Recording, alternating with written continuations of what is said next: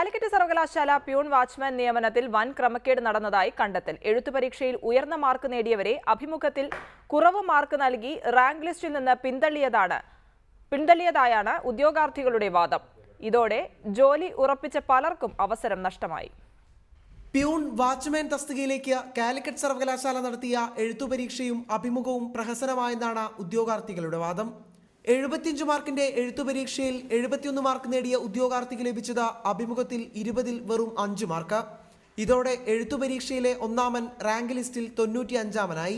താരതമ്യേന കുറഞ്ഞ മാർക്കായ 68 നേടിയ ആൾ അഭിമുഖത്തിൽ 18 മാർക്ക് നേടി റാങ്ക് പട്ടികയിൽ ഒന്നാമതെത്തി. ഇന്റർവ്യൂവിനെത്തിയവരെ ഞെട്ടിക്കുന്നതായിരുന്നു ബോർഡിന്റെ ചോദ്യങ്ങളെന്നും ഉദ്യോഗാർത്ഥികൾ പറയുന്നു.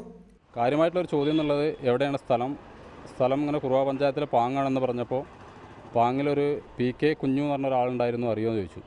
അത്ര അതിനെക്കുറിച്ച് പറഞ്ഞോളൂ. പിന്നെ എന്താണ് ഇപ്പോൾ ചെയ്യുന്നതുകൊണ്ട് ഇപ്പോൾ എന്താ ചെയ്യണമെന്ന് ചോദിച്ചാൽ ബസ്സിലാണ്, അങ്ങനെ ബസ്സിൽ പോകണേലും കൂടുതൽ പൈസ ഇപ്പോൾ ഇതിന് കിട്ടുമോ, ഇതിന് നിങ്ങൾക്ക് നഷ്ടമല്ലേ എന്നൊക്കെ ചോദിച്ചു. ചുരുക്കത്തിൽ പറഞ്ഞാൽ ബോർഡിന് പ്രിയപ്പെട്ടവർക്ക് വേണ്ടിയുള്ള ക്രമവിരുദ്ധ നിയമനമാണ് കാലിക്കറ്റിൽ നടന്നതെന്നുറപ്പ്. റാങ്ക് ലിസ്റ്റിലെ അപാകതകൾക്കെതിരെ സർവകലാശാല അധികൃതർക്കും സർക്കാരിനും പരാതി നൽകാനൊരുങ്ങുകയാണ് ഉദ്യോഗാർത്ഥികൾ. എഴുത്തു പരീക്ഷയിൽ ഉയർന്ന മാർക്ക് നേടിയവരെ അഭിമുഖത്തിൽ മനഃപൂർവ്വം പിന്നിലാക്കുകയാണ് ഇന്റർവ്യൂ ബോർഡ് ചെയ്തതെന്ന് വ്യക്തം. ബോർഡിന് പ്രിയപ്പെട്ടവരെ തസ്തികകളിൽ തിരികെ കയറ്റിയപ്പോൾ അർഹതപ്പെട്ടവന്റെ അവസരമാണ് നഷ്ടമായത്.